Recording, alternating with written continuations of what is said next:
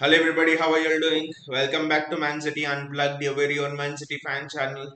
It's match day again, it's time for Champions League.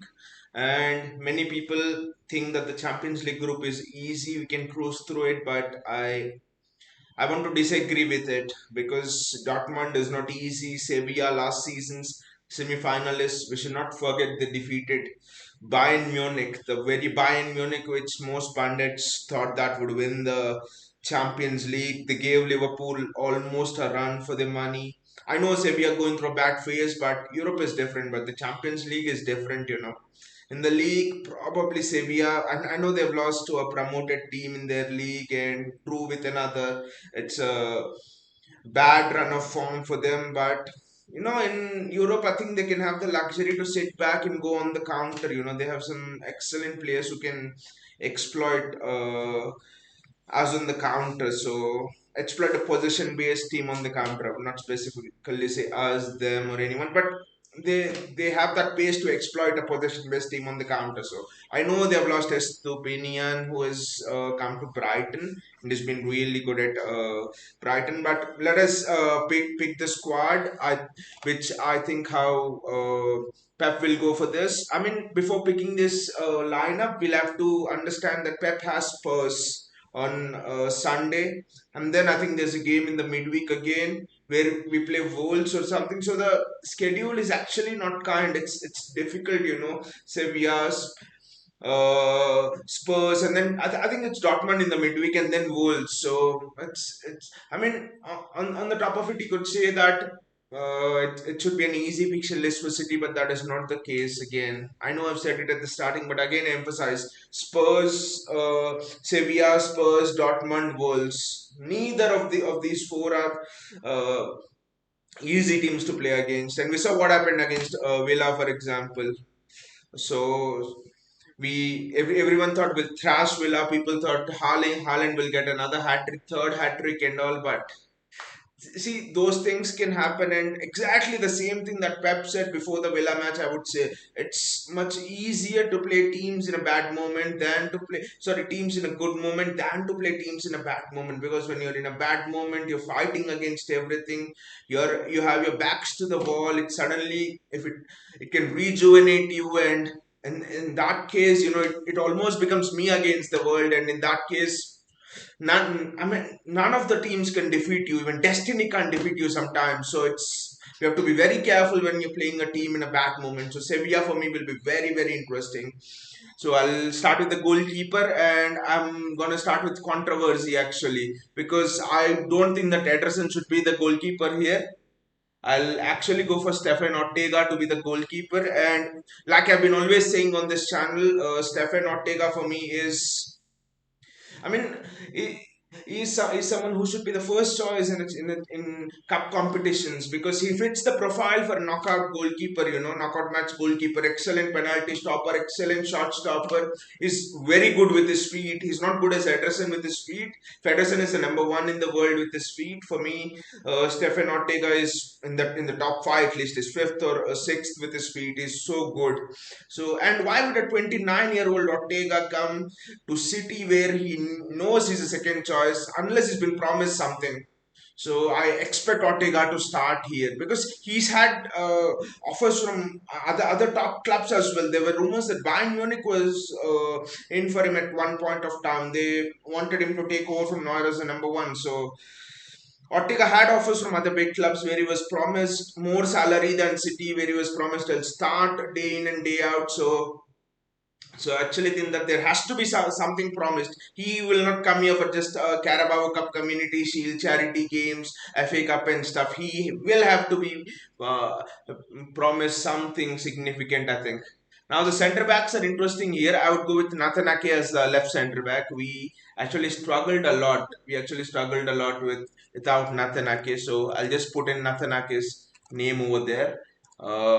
I think no one will have any objections to Nathan Ake being the left-sided centre back. How much we have missed Nathan Ake. Diaz and John Stones almost look like glass, because I mean, I'll have to think back to a lot of seasons. when I was afraid of us not protecting a 1-0 lead, under Pep, you generally, when you went 1-0 up, see, there was a ridiculous stat. Whenever City have gone 1-0 up, they won 32 times out of the 34 times they have gone 1-0 up. So I think you'll have to go back to 2016, 2017 when Pep came on earlier in the season to understand when we were afraid of protecting a 1-0 lead. So it was the first time I had that feeling against Aston Villa. You can see it on my stream as well. We were discussing on the stream as well, live stream, that even though after the first goal went in, I was like, we have to score the second. This defense doesn't exude confidence in me that it will uh, protect a 1-0 lead. So, I mean, when Ake was there, suddenly that confidence was there. But from the moment Ake was gone, it was something like, no, this team can't protect a 1-0 lead. So Ake for me. Now the right centre back is interesting. Do you play John Stones or do you play Ruben Diaz? That's the thing. Now one thing you'll have to keep in mind with Ake is he is not as good on the ball, like I mean, Ake is good on the ball, but according to City standards, which are top notch, he's not the best on the ball. So I would actually play with John Stones here just to provide us with that passing route. Pass to the press. Sevilla press quite a bit. They're not a team who sit back and exactly defend on the break. They do press the centre backs a bit. So they are a little bit of a pressing team like many Spanish teams. So I would put Stones there. Now the right back position is an other interesting one. It's a very interesting one because Kyle Walker is injured. Like we know, Kyle Walker is injured. So whom do you play? And we have Spurs on the weekend where the whoever is going to play right back will face up against Hong Min Son. So who do you play at right back? I do not know. I mean, do you play Cancelo? Is Cancelo capable of playing 2 games at right back? Will Walker be fit for the game against Spurs? Lot of questions unanswered. But there are options where few people were suggesting that on social media today that maybe Akanji could do his debut at right back. I don't know. Actually, John Stones or Manuel Akanji. I mean, you could very well play Akanji there in place of Stones because Akanji is also very good on the ball. I'm not playing Akanji because Pep doesn't quite like to start a new player straight in a Champions League game. He likes to get them on, substitute them, and stuff like that, unless in exceptional cases. So that's why I'm putting in Stones. For me, the right back thing, I'll go with the uh, conventional one. Otherwise, it was tempting to even put Akanji at right back and maybe Cancelo at left back, but I'll have it with Cancelo at the right back position. And then Sergio Gomez for me is the left back option. There's no doubt about it because we do not have any other left backs here.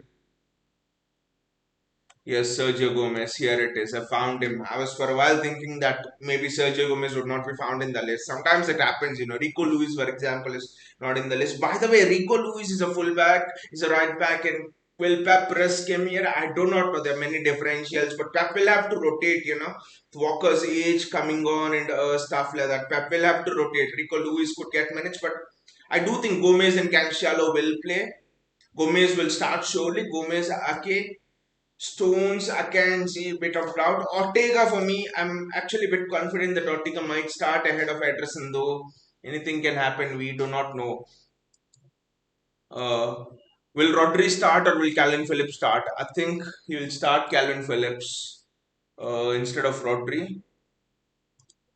Because Rodri just can't, you can't expect Rodri to play today against Spurs and then again. I mean, it's just not possible. So that's why we bought Calvin Phillips. I mean, I would not be surprised if Pep goes with Gundogan, Bernardo Silva, and Kevin De Bruyne, those three in the midfield.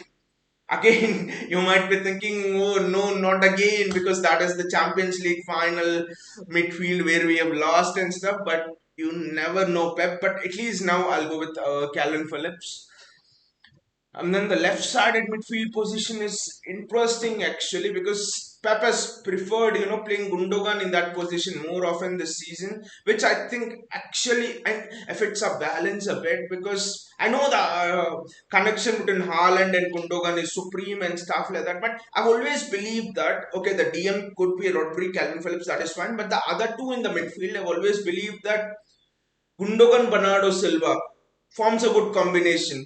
De Bruyne, Bernardo Silva forms an excellent combination.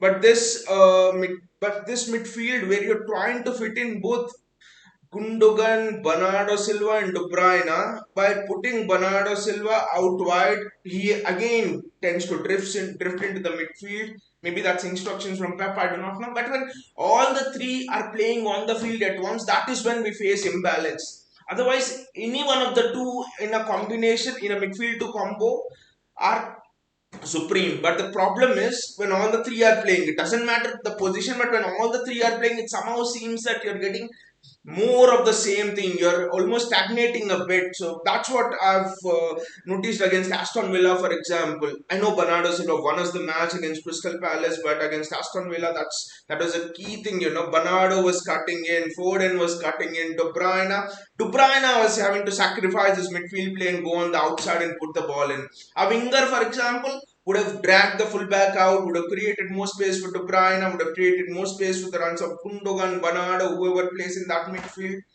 It could have created more space for Haaland. So I've never been a fan of playing both Bernardo, Kevin, and Gundogan all in the same team. Doesn't matter the position, but they cannot play in the same team. You look at the matches, Champions League final, the three played in the same team, and I know it was without a DM, but no balance. You look at the last match, Aston Villa, three of them played in the same team. There's no balance. I know it depends on the opponent's system as well, but so I'm actually gonna play Bernardo Silva there as my left-sided midfielder and De Bruyne as my right-sided midfielder. I'm gonna leave out Gundogan and I'm gonna keep Gundogan for the Spurs game. It's not an issue of form or temperament or something. All the three of them have been excellent actually. Bernardo Silva, Kevin De Bruyne and Gundogan. But I do think you can't.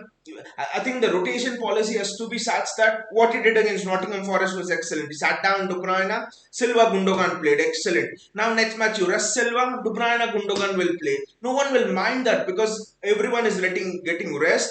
You're having your best midfield combo, and you're not having to sacrifice your attacking spaces out wide as well. So I think that is the way to go. It almost can be a revolving chair where out of these three, De Bruyne, Silva, and Gundogan, one sits and the other two play. Similarly, Phillips Rodri one sits and the other one play. Maybe once in two games, depending on how Phillips is adjusted to it. That's how I think the rotation in the midfield has to be with so many games coming in. I mean, a lot of people are calling out to rest Haaland, but strikers, when strikers are in hot form, you actually can't rest them. You should not rest them actually. And Haaland is going through that hot streak. It seems that he has Champions League anthem as his alarm tone. I don't know how right or wrong that is. So I think you can't leave Haaland out, especially with the kind of goal scoring streak he's in, with the form he's in. Strikers' speed of form. Strikers are never tired or something. I know we have to maintain the fitness of Haaland, but he will have to play today against Spurs and then he will have to play probably against Dortmund. He'll rest him, but against Wolves, he'll have to play to break down the defense. So the left wing and the right wing are very interesting. No, I will not go with Foden here. I think Jack Grealish is starting actually. Jack Grealish is starting for sure on that left wing because Pep will want to assess how the combination of Grealish and Haaland will go. I know he did it in the preseason game, Grealish and Haaland combo, and it was working well. So, and another thing with Grealish is Pep was talking about Newcastle and how Foden was not able to control the tempo of the game. He misses an action at one end and they counter on the other end. Newcastle. That's what Pep was telling. Grealish allows you to eliminate that moment. He holds on to the ball more. Now, some people say that could slow the game down, but then it has its positives as well. It's not always slowing the game down. Against counter-attacking teams, Grealish is so good. And a lot of people, due to Grealish having a bit of injury thing, bad form, people are like, Grealish is not cracking it at City and something, but we should not forget the talent of the man. Grealish, the way he can run through spaces and stuff. By the way, if you want to rest Silva for this game, you could, and Gundogan both for this game, you could maybe play Grealish in the midfield as well. So even Grealish gives you that option. But for me, Grealish Haaland link up, Pep will want to assess it, and He will play him there. Now the right wing is also interesting because do you play Riyad Mahrez? I know Riyad Mahrez got a lot of slack in that game against Aston Villa when he came late on. People were telling Mahrez wasn't good enough and is Mahrez near the end of and or everything like that. But actually, that Mahrez was good. Actually, he was pretty good in his actions. It's just the connection with Haaland is not. It's not happened like it's happened with Gundogan. It's happened to such certain extent with De Bruyne, Foden. So I think Mahrez will require a bit of time, but I think it will be very very unfair to leave out Julian Alvarez. He's actually got 2 goals against Nottingham Forest, right? I thought it was actually a crime to leave him out against Aston Villa because how can you leave someone who's had excellent finishes against Nottingham Forest? Left foot, right foot, outside the box. Julian Alvarez has space. He presses very well. He can stay out wide. He has excellent dribbling skills. He helps you out defensively. So I think Julian Alvarez, as the season progresses by, Pep might rotate Erling Haaland, but I think Pep will use Julian Alvarez for the very big games. Gabriel, it reminds me a bit of Gabriel Jesus. Pep used to, irrespective of the form, Pep used to start Gabriel Jesus in a big game. You remember last season, Liverpool, Jesus was out for 3-4 games, he was on the bench. Suddenly, when we played Liverpool, Jesus came in. When we were playing Chelsea, Jesus started. You look at the games last season against the big top 4 teams, top 5 teams, Jesus started in every one of them because who is the pressing presence in this team? It's Julian Alvarez, I think he might be a bit under appreciated right now in the sense of the playing time, not underappreciated by the fans in sense of the playing time that Pep is giving him. But Julian Alvarez is a complete Pep player already for me. Haaland has to adjust to the system, but Julian Alvarez is already there. So I know that Ortega will be a controversial one, but Pep has so many choices to make, and he has to make it extremely well, especially with Kyle Walker being injured a bit. Pep will want to give Akanji more game time. I would not be surprised if Akanji comes on in the 60th minute, depending on the score line. Suddenly, due to the fixture schedule, getting out of what was supposedly told to be a tough Champions League group could turn. I would not say difficult, but it could turn ugly actually, where we have to look and scrape some wins and stuff like that. So Pep will have to manage injuries, especially Walker's injury. And I actually think now in hindsight that Akanji's uh, arrival was very shrewd from Pep because suddenly with Walker out, who has the recovery pace in this team? No one. Maybe Ake a bit at centre back, but no one has that recovery pace. Akanji has that recovery pace. I won't compare him to Walker's level, but Akanji has that recovery pace. He has that defensive nose. He has played in those defensive positions before. He's excellent at crossing. And by the way, this could actually open up a new outlet for us. For example, if Pep tries Akanji at right back for a while and maybe Cancelo at left back in the middle of the game, and he tells Akanji to invert inside, I think Akanji suits the inverted fullback system much better than a Kyle Walker because Akanji is an excellent passer, he's an excellent crosser, is very good on the ball.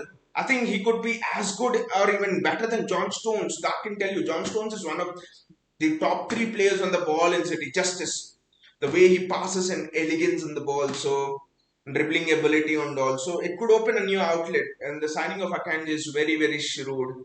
So let me know in the comments below what do you think about this lineup. And again, see you all in the watch along tonight for the Sevilla game. Until then, take care.